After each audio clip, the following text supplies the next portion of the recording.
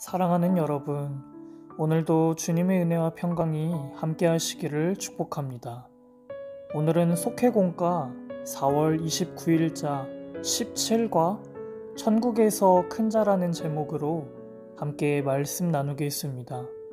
오늘의 말씀은 마태복음 18장 1절로 9절의 말씀입니다. 이 중에서 1절로 4절을 함께 읽겠습니다. 1절입니다. 그때에 제자들이 예수께 나와 이르되 천국에서는 누가 크니이까? 예수께서 한 어린아이를 불러 그들 가운데 세우시고 이르시되 진실로 너희에게 이르노니 너희가 돌이켜 어린아이들과 같이 되지 아니하면 결단코 천국에 들어가지 못하리라. 그러므로 누구든지 이 어린아이와 같이 자기를 낮추는 사람이 천국에서 큰 자니라. 아멘. 제자들은 가버나움의 한 집에 도착하기 전까지 길거리에서 토론을 했습니다. 예수님께서 제자들에게 무엇을 토론했는지 물으셨을 때에 제자들은 대답하지 못하고 잠잠했습니다. 그들의 생각을 아신 예수님은 한 어린아이를 불러 곁에 세우시고 제자들에게 천국 백성의 마음가짐에 관해 가르치셨습니다. 천국에서 가장 큰 사람이 되려면 어떻게 우리가 해야 할까요? 어린아이와 같이 자기를 낮추라는 사람이 되라는 오늘의 이 말씀은 아이의 성품으로 되돌아가라는 뜻입니다. 어린아이는 어른의 말에 귀를 기울이며 자기를 낮춥니다. 당시 세상 사람들처럼 제자들의 관심 역시 높은 명예와 지위, 권세, 또 큰 명성에 있었습니다.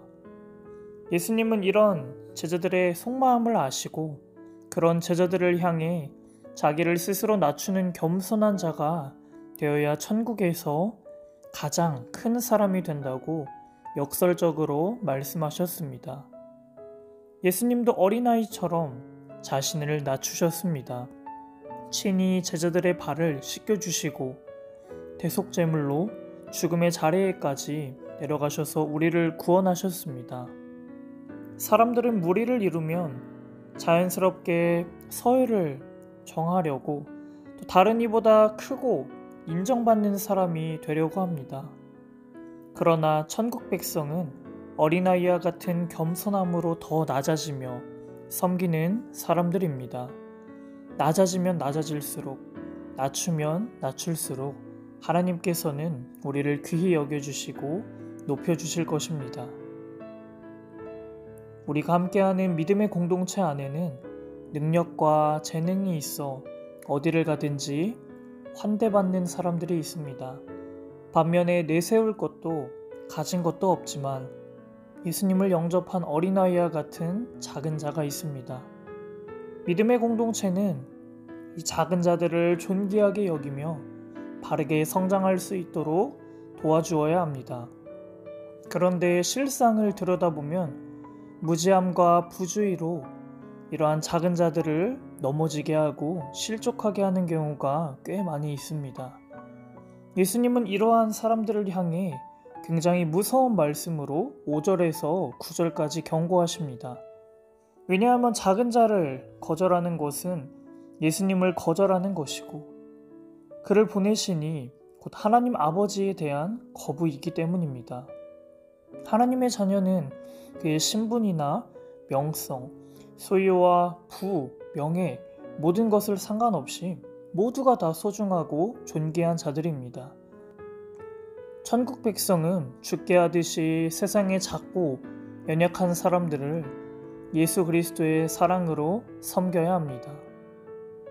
하나님을 경외하지 않는 불신자들은 마지막 날까지 하나님의 자녀들을 죄짓게 만듭니다. 예수님이 다시 오실 때 그들은 화를 당할 것입니다.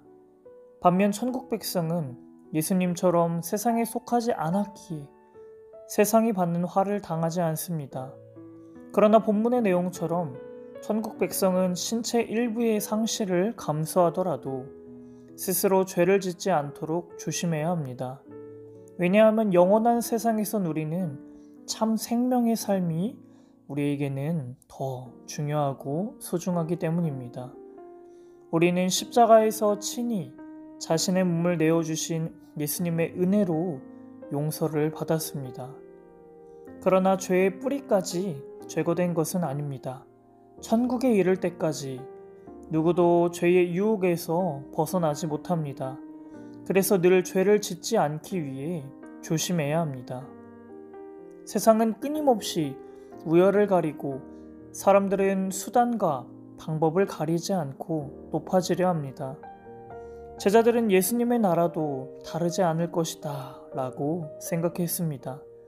그러한 생각을 가진 제자들에게 예수님은 오늘 어린아이를 통해 천국 백성의 본질을 가르치셨습니다.